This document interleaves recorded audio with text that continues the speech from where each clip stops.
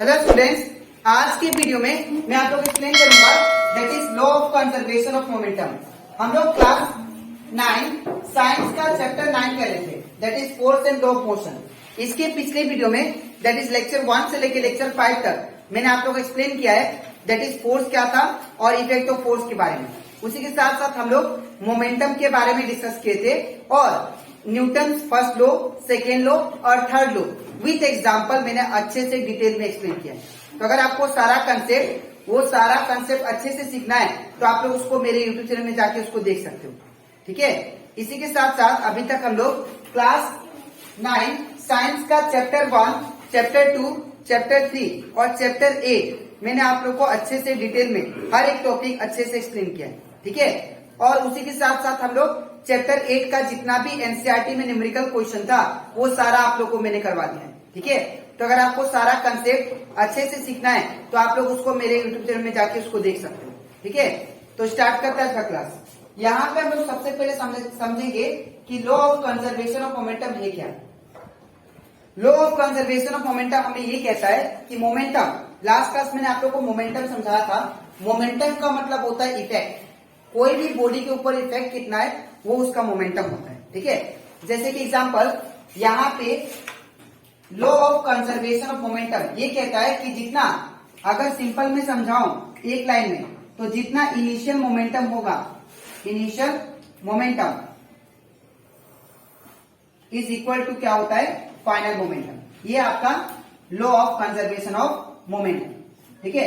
कहने का मतलब जितना कोई भी दो बॉडी के ऊपर अगर मान लीजिए फोर्स लग रहा है F1, तो वो जो मोमेंटम होगा सपोज 10 न्यूटन है, तो इनिशियल जितना है इनिशियली उतना ही फाइनल भी होगा मोमेंटम, ठीक है। जैसे कि मैंने यहाँ पे एक एग्जांपल लिया है, देखिए यहाँ पे एक बॉडी है, सपोज एक बॉडी है जिसका मास m1 है और दूसरा बॉडी B है जिसका मास m2 है, ठीक है। बिफोर कोलिजन ये दोनों क्या हो रहे हैं, एक इधर से आ रहा है, एक इधर से आ रहा है, एक इधर से आ रहा है और एक इधर से आ रहा है, ठीक है, कुछ वेलोसिटी से, ये u1 वेलोसिटी से और ये u2 वेलोसिटी से, ठीक है। तो अगर मैं इसका मोमेंटम निकालूं, ठीक है, ये था बिफोर कोलिजन, मतलब ये दोनों टकराए नहीं है। तो जब दोनों टकराए नहीं है तो इनका जो मास है m1 था और वेलोसिटी ये था, ठीक है, जब दोनों नहीं टकराए। लेकिन जब दोनों टकरा गए तो टकराने के बाद ऑब्वियसली क्या होगा, ये ऑपोजिट डायरेक्शन में मूव होगा। ऑब्जेक्ट ऐसा रहा था, एक ये है और एक ये है, दोनों इसी डायरेक्शन में आ रहे थे। तो ये था बिफोर कोलिजन का कंसेप्ट, ठीक है। ये मतलब टकराने से पहले जो था वेलोसिटी वो u1 और u2 है और मास क्या है m1 और m2 है, ठीक है। अब जब दोनों टकरा गए, टकरा के दोनों ऑपोजिट डायरेक्शन में मूव करने लगे, ऐसा दोनों ऑपोजिट डायरेक्शन में मूव करने लगे, तब इसका जो वेलोसिटी हुआ वो क्या हुआ v1, u1 से क्या हो गया v1 और इसका जो वेलोसिटी हो गया क्या हो गया v2, लेकिन मास क्या है दोनों का सेम है, ठीक है। तो अगर मुझे law of conservation of momentum proof करना है तो मैं कैसे करूंगा, देखो आप सबसे पहले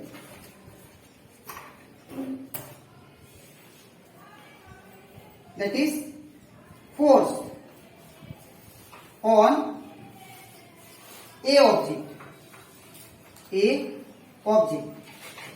अब सिंपल बात है, according to Newton third law हम लोग क्या जानते हैं कि अगर कोई भी दो ऑब्जेक्ट आपस में लड़ता है, जैसे लड़ा, ठीक है, ये दोनों टकराया, तो ऑब्वियसली क्या होगा, जितना ये फोर्स लगाएगा इसके ऊपर उतना ये भी फोर्स लगाएगा, according to Newton third law, ठीक है। न्यूटन थर्ड लॉ क्या बोलता है, जितना एक्शन दो उतना रिएक्शन देगा, ठीक है ना। जितना फोर्स से तुम मारेगा उतना फोर्स से तुमको भी चोट लगेगा, ठीक है ना। तो फोर्स, ये जो ए ऑब्जेक्ट है जब इसके ऊपर टकराया, जितना फोर्स ये लगाएगा इसके ऊपर, जितना फोर्स ये लगाएगा इसके ऊपर उतना फोर्स ये भी लगाएगा, ठीक है। तो force on object A, force on A object is equal to A object is equal to force on B object,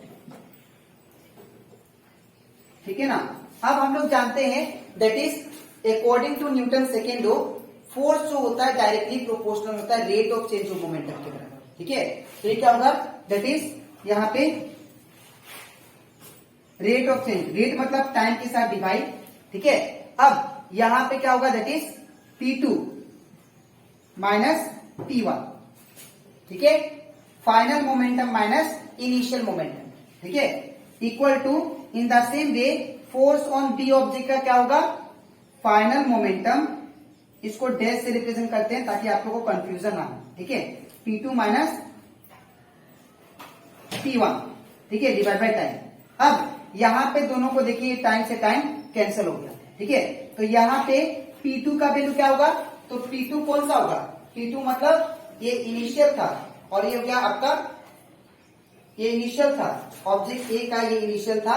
momentum क्या होगा इसका, अगर इनिशियल मोमेंटम निकाले that is P1 equal to क्या होगा इसका M1 U1, M1 U1, ठीक है। वही दूसरी ओर फाइनल मोमेंटम अगर मैं निकालूं तो यहां पे क्या होगा, P2 is equal to M1 V1, M1 V1।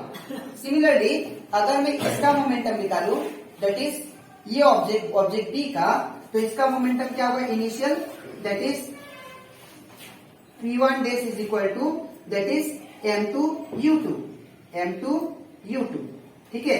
In the same वे अगर मैं इसका मोमेंटम निकालूं तो ये क्या होगा, P2 dash is equal to M2 V2, M2 V2, ठीक है। अब ये जो वैल्यू है हम लोग इसमें पुट करते हैं, ठीक है।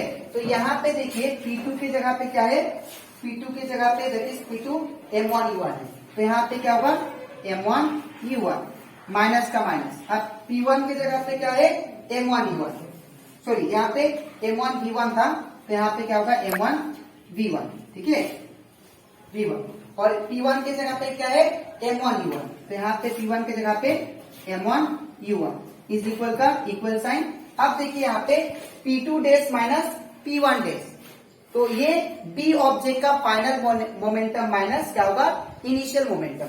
तो फाइनल मोमेंटम क्या है P2 that is M2 V2, M2 V2 minus P1 कितना है देखिए आप लोग, P1 डैश का value M2 U2, M2 U2।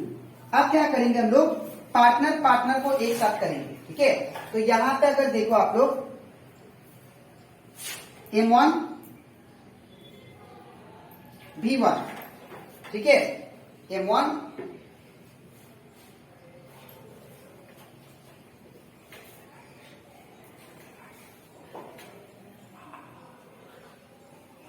V1 minus, अब देखिए यहाँ पे इसको मैं उस साइड भेजूंगा, ठीक है, इसको मैं क्या करूंगा उस साइड भेजूंगा और इसको मैं इस साइड लेके आता हूं, ठीक है। तो जब मैं इसको इस साइड लेके आऊंगा, सबसे अच्छा मैं क्या करता हूं, इसको पहले लिखता हूं that is minus M1 U1, ठीक है।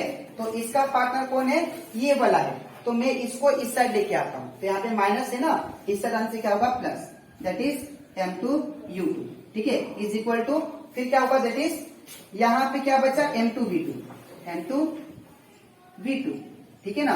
अब यहाँ पे इसका पार्टनर कौन है, ये वाला है, इसको मैं इस साइड लेके आने से क्या होगा माइनस M1 V1, ठीक है। तो फिर यहाँ पे क्या होगा दैट इज, यहाँ पे हम लोग बोल सकते हैं, अब जो प्लस वाला क्वांटिटी है उसको आप लोग आगे लिख लो, तो यहाँ पे क्या होगा that is M2 U2 minus M1 U1 is equal to M2 V2 minus M1 V1। तो यहाँ पे देखिए जो इनिशियल मोमेंटम था वही क्या हो गया फाइनल मोमेंटम के बराबर आ गया, ठीक है। तो यहाँ पे क्या आ गया मेरा इनिशियल मोमेंटम जो है, इनिशियल मोमेंटम देखिए क्या है M1 U1 M2 U2 object है, ठीक है। और फाइनल मोमेंटम क्या है देखिए आप लोग after collision M1 V1 M2 V2, M1 V1 M2 V2, ठीक है। तो यहाँ पे इनिशियल मोमेंटम जो है वो किसके बराबर आ गया, हमारा फाइनल मोमेंटम के बराबर, ठीक है, फाइनल मोमेंटम कहने का मतलब बोल सकते हैं डायरेक्टली हम लोग दैट इज ये जो इनिशियल मोमेंटम है ये वाला बिफोर कोलिजन, जितना मोमेंटम था वो किसके बराबर आ गया, आफ्टर कोलिजन। तो यहाँ पे मैंने आप लोग को जो समझाया था that is law of conservation of momentum क्या था, जितना इनिशियल मोमेंटम होगा उतना फाइनल मोमेंटम आएगा। ठीक है, तो यहाँ पे देखिए इनिशियल मोमेंटम जो है दैट इज m2u2, यहाँ पे m2u2 minus m1u1 is equal to किसके बराबर आ गया, m2v2 माइनस m1v1। ठीक है, that is initial momentum equal to final momentum. ठीक है, तो आई होप आप लोग ये कंसेप्ट अच्छे से क्लियर हो गया होगा। हम लोग सीखते हैं that is Newton third law of motion क्या है। ठीक है, तो Newton third law of motion, Newton का पहला लॉ क्या था, उससे पहले आप लोग न्यूटन थर्ड लॉ से पहले पढ़ लो। ठीक है, न्यूटन जो पहला लॉ था ये था कि अगर कोई भी ऑब्जेक्ट है रेस्ट में तो हमेशा रेस्ट ही में रहेगा। ठीक है, अनटिल और अनलेस, जब तक आप लोग उसको फोर्स ना लगाओ। जैसे कि ये मार्कर अगर ये इस यहाँ पे बैठा हुआ है तो ये हमेशा बैठा ही रहेगा, जब तक आप लोग क्या करो इसके ऊपर फोर्स ना लगाओ तब तक ये नहीं चलेगा। इन द सेम वे अगर कोई बॉडी मोशन में है तो हमेशा क्या होगा, मोशन में रहेगा अनटिल और अनलेस उसके ऊपर फोर्स ना लगे। ठीक है, जैसे कि एक कार है वो चल रहा है तो जब तक आप लोग ब्रेक अप्लाई ना करो तब तक वो कार का क्या होगा, चलते रहेगा। ठीक है, दूसरा जो लॉ था that is Newton second law, वो उसमें हम लोग क्या पढ़े थे कि जो भी फोर्स होगा वो डायरेक्टली प्रोपोर्शनल होगा चेंज इन मोमेंटम के बराबर। जैसे कि अगर ये ऑब्जेक्ट है, ठीक है, इसके ऊपर फोर्स अप्लाई ना करो तो इसका मोमेंटम डिफरेंट होगा, इसका इम्पैक्ट जो होगा वो डिफरेंट है। लेकिन अगर ये बॉडी चल रहा है, ठीक है, तो चलते जा रहा है तो इसका मोमेंटम क्या होगा, कुछ और होगा। तो फोर्स की वजह से मोमेंटम में चेंजेस आएगा विद रेस्पेक्ट टू टाइम, वो था आपका न्यूटन सेकेंड लॉ। ठीक है, जैसे कि आप लोग देखना अगर कोई बॉडी रेस्ट में है, ठीक है, उसका बाइक का हैंडल, अगर सपोज एक बाइक है जो कि रेस्ट में था, ठीक है, उसका जो हैंडल है आप लोग उसको घुमा के देखना, वो थोड़ा हार्ड लगेगा। लेकिन जब कोई बाइक चल रहा है, ठीक है, और चलते समय जब आप लोग बाइक का उसका जो हैंडल है उसको अगर घुमाते हो तब आप लोग को शायद कम फोर्स लगेगा। तो ये क्या हुआ, ये मोमेंटम में चेंजेस आया। ठीक है, तो ये था न्यूटन सेकेंड लॉ। अब बात करते हैं लोग न्यूटन थर्ड लॉ का। न्यूटन थर्ड लॉ ये कहता है कि अगर कोई भी ऑब्जेक्ट है, ठीक है, कोई भी ऑब्जेक्ट के ऊपर अगर फोर्स आप लोग देते हो तो वो भी ऑब्जेक्ट जिसके ऊपर आप फोर्स दे रहे हो वो भी सेम फोर्स आप लोग को देगा। ठीक है, जैसे कि अगर मैं ये वाल को पुश कर रहा हूं 10 न्यूटन, ठीक है, तो ये वाल भी क्या कर रहा है, मुझे 10 न्यूटन से पुश कर रहा है। ठीक है, इसका बेस्ट एग्जांपल है, देखिए अगर ये फ्लोर हो गया, ठीक है, अगर आप फ्लोर पे वॉक कर रहे हो, ठीक है, तो वॉक करते समय न्यूटन थर्ड लॉ लगता है। कैसे, देखिए आपने क्या किया, ये फ्लोर पे क्या क्या प्रेस किया, ठीक है, ये फ्लोर पे क्या किया, आपने फोर्स लगाया, तभी वो फ्लोर क्या किया, आपको भी धक्का दिया। जितना आपने फ्लोर पे क्या किया, प्रेस किया, जितना फोर्स से, सपोज 10 न्यूटन से, तो ये फ्लोर भी क्या करेगा, आपको 10 न्यूटन फोर्स से क्या करेगा, वो आपको धक्का देगा। ठीक है, इन द सेम वे अगर आप लोग अगर सपोज पंच मारते हो वॉल में, ठीक है, जितना जोर से मारोगे आप लोग उतना जोर से आपको भी चोट लगेगा, है ना। तो ये जो है ये कंसेप्ट क्या है, न्यूटन थर्ड लॉ का। ठीक है, और एग्जांपल है, जैसे कि एग्जांपल एक बकेट है, ठीक है, एक सपोज बकेट है और बकेट में क्या, फुल पानी है, ठीक है, यहाँ पे वाटर है, ये बकेट में फुल वाटर है। जब आप लोग क्या करोगे, यहाँ पे सपोज आपने एक जग डाला, तो जब आप लोग जग डालोगे तो जग के ऊपर जब जग डालोगे तो जग क्या करेगा, ये वाटर के ऊपर फोर्स लगाएगा। इन द सेम वे वाटर भी क्या करेगा, वो जग के ऊपर फोर्स लगाएगा। इसीलिए जो बोट होता है वो रिवर में ऐसे ही क्या होता है, रिवर या पोंड में वो ऐसे ही फ्लोट करता है। बिकॉज जब सपोज यहाँ पे हो गया देखिए पोंड, और पोंड में आपने बोट को रखा, तो बोट के ऊपर क्या होता है, बोट जितना फोर्स लगाता है वाटर को, वाटर भी क्या करता है उतना ही फोर्स लगाता है, जिसकी वजह से वो फ्लोट होता है। ठीक है, तो ये था न्यूटन सेकेंड लॉ, जितना फोर्स आप लोग लगाओगे उतना ऑपोजिट फोर्स आपको मिलेगा। ठीक है, इसलिए हम लोग कोई भी अगर कोई भी चीज को मारते हैं तो हम लोग को उल्टा चोट भी लगता है। ठीक है, जैसे कि आप लोग गन का भी एग्जांपल ले सकते हो। देखना, राइफल, जब राइफल चलाता है पुलिसमैन, ठीक है, तो राइफल चलाना सबका बस की बात नहीं है, उसके लिए बहुत ट्रेनिंग चाहिए होता है। ठीक है, क्या पता वो राइफल को क्या करता है, यहाँ पे रख के वो राइफल को ऐसे मारता है। ठीक है ना, तो जब मारता है ना, तो जैसे बुलेट जितना वेलोसिटी से, जितना स्पीड से निकलता है बुलेट, ठीक है, उतना वेलोसिटी से पीछे की तरफ भी टांगता है। ठीक है, तो जो अनजान हुए, जो ट्रेनिंग नहीं लिया, वो जब राइफल को चलाएगा, ठीक है, तो जितना रफ्तार से वो बुलेट निकलेगा उतना रफ्तार से पीछे की तरफ भी धक्का देता है, और क्या पता उसका ये जो सोल्जर है वो टूट जाए। ठीक है, इसीलिए बहुत सारा ट्रेनिंग लेना पड़ता है वो, दैट इज राइफल चलाने के लिए। ठीक है, तो वहां पे क्या किया, जैसे ही राइफल से बुलेट निकला तो बुलेट ने भी क्या किया, जैसे ही राइफल से बुलेट निकला तो बुलेट जितना स्पीड से गया, ठीक है, उतना स्पीड से क्या हुआ, पीछे की तरफ धक्का भी दिया।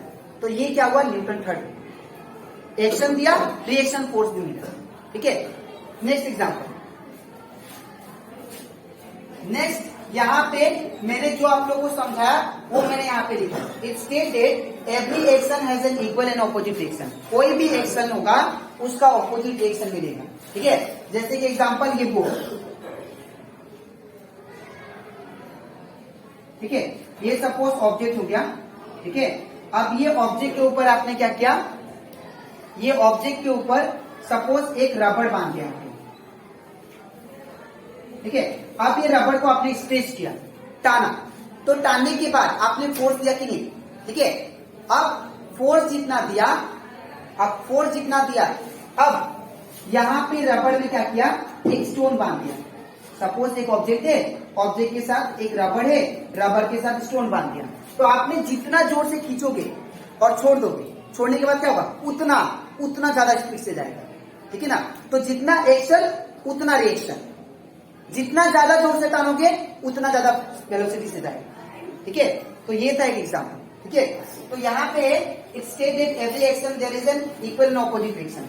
ठीक है, ये आपका स्टेटमेंट हो गया न्यूटन थर्ड लॉ का। दूसरा एक्सप्लेनेशन में अगर जाए, as per Newton third law of a motion, when one object exert a force, अगर एक ऑब्जेक्ट फोर्स एक्सर्ट कर रहा है, मतलब इसको टान रहा हूं मैं रबड़ को, देन ऑन अदर ऑब्जेक्ट, दूसरा ऑब्जेक्ट के ऊपर, सपोज यहाँ पे कोई इंसान है और ये रबड़ को क्या कर रहा है, टान रहा है, किसके ऊपर, इसके ऊपर फोर्स है, दूसरा ऑब्जेक्ट के ऊपर। ठीक है, the other object also exert an equal and opposite force on the first object, उतना ही फोर्स वो क्या करेगा, दूसरा ऑब्जेक्ट के भी ऊपर लगाएगा। ठीक है, तो ये था।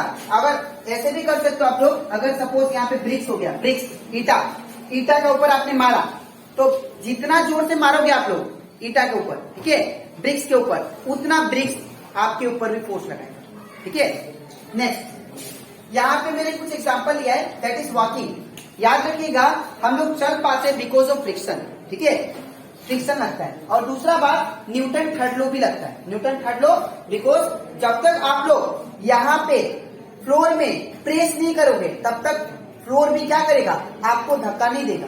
ठीक है, तो ये है न्यूटन थर्ड लॉ का एग्जांपल। दूसरा, jumping to land from board. अगर कोई देखेगा, आप लोग जब बोर्ड से कोई इंसान नामता है, ठीक है ना, जब बोर्ड से कोई इंसान, कोई पैसेंजर जंप मारता है तो बोर्ड भी क्या करता है, वो इंसान को धक्का देता है। ठीक है ना, जितना जोर से, जैसे ट्रम्पलिंग आप लोग देखे होंगे, ट्रम्पलिंग में जितना आप लोग फोर्स लगाओ नीचे की तरफ, उतना आप लोग ऊपर जाओ, है ना, ऊपर जंप करोगे, वो होता है न्यूटन थर्ड लॉ का एग्जांपल है, वो बेस्ट एग्जांपल है ट्रम्पलिंग वाला। ठीक है, ट्रम्पलिंग में क्या होता है, कोई अगर जितना जोर से आप लोग नीचे फोर्स लगाओगे उतना जोर से आप लोग उठोगे। ठीक है, इसके बाद फिर क्या है, स्लैपिंग। अगर आप लोग किसी को थप्पड़ मारते हो, ठीक है, सपोज आपने उसके पीठ में जोर से थप्पड़ मारा, ठीक है, स्लैप किया, तो उतना जोर से आपको भी चोट लगेगी। ठीक है, ये हो गया। नेक्स्ट है कोलाइडिंग ऑफ टू फुटबॉलर। अगर कोई फुटबॉलर खेल रहा है, और फट से कोलाइड हो गया, तो जितना जोर से सामने वाला को लगा उतना जोर से मुझे भी नहीं लगेगा। ठीक है, ये Newton third law. Recoil of gun आपको समझा ही दिया। रिकॉइल ऑफ गन मतलब क्या, जितना जोर से आप लोग जितना जोर से, जितना स्पीड से, जितना वेलोसिटी से आपका बुलेट जाएगा उतना रफ्तार से पीछे की तरफ भी आएगा गन, जिसके वजह से आप लोग को यहाँ पे धक्का लगता है। ठीक है, next important points of third law of motion. कुछ इंपॉर्टेंट पॉइंट्स है जो आपको याद रखना है थर्ड लॉ ऑफ मोशन का। पहला, two forces act on the object. दो फोर्स क्या होगा, एक करेगा ऑब्जेक्ट के ऊपर, हमेशा दो फोर्स। ठीक है, एक ऑब्जेक्ट के ऊपर दो फोर्स एक्सर्ट करेगा। ठीक है, जैसे कि एग्जांपल है, अगर मान लो ये मार्कर को मैं टानू इधर से 10 न्यूटन, इधर से 10 न्यूटन, तो ये क्या मूव करेगा, नहीं मूव करेगा। बिकॉज क्यों, बिकॉज एक फोर्स इस तरफ लग रहा है, एक फोर्स इस तरफ, दोनों ऑपोजिट डायरेक्शन में लग रहे हैं। तो याद रखिएगा दोनों ऑपोजिट डायरेक्शन हो सकते हैं लेकिन हमेशा कॉम्बिनेशन। तो ये क्या है, न्यूटन थर्ड लॉ, इस तरफ भी इस तरफ। ठीक है, तो यहाँ पे both the forces act in opposite direction, हमेशा दोनों फोर्स ऑपोजिट डायरेक्शन में एक्ट करेगा। जैसे कि एग्जांपल रबड़ वाला दिया था मैंने, रबड़ वाला को आपने खींचा था इस तरफ, है ना, लेकिन रबड़ में जो स्टोन है किस तरफ मूव करेगा, उल्टा डायरेक्शन। ठीक है, opposite direction. Next, both forces are equal. दोनों फोर्स क्या होंगे, इक्वल होंगे। अगर नीचे की तरफ 20 न्यूटन लग रहा है, नीचे की तरफ अगर 20 न्यूटन लगा रहे हो तो ऊपर की तरफ भी क्या लगेगा, 20 न्यूटन। ठीक है, नेक्स्ट, बोथ फोर्सेस ओकर इन डिफरेंट बॉडीज। दोनों फोर्स डिफरेंट बॉडीज में लगता है। ठीक है, ये जैसे मैंने इसके ऊपर लगाया रबड़ के ऊपर, तो ये जो रबड़ है किसके ऊपर लगाया, स्टोन के ऊपर। ठीक है ना, डिफरेंट बॉडीज। नेक्स्ट है one force is called action. एक फोर्स को क्या बोलेंगे, एक्शन। दूसरा फोर्स जो जाएगा उसको क्या बोलेंगे, रिएक्शन। ठीक है, तो आई होप आपको ये Newton third law of motion अच्छे से क्लियर हो गया। ठीक है, तो आज के वीडियो में मैंने आप लोगों को समझाया that is examples of practical examples of Newton second law of motion and third law of motion. ठीक है, अब इसके नेक्स्ट वीडियो में इस चैप्टर का हम लोग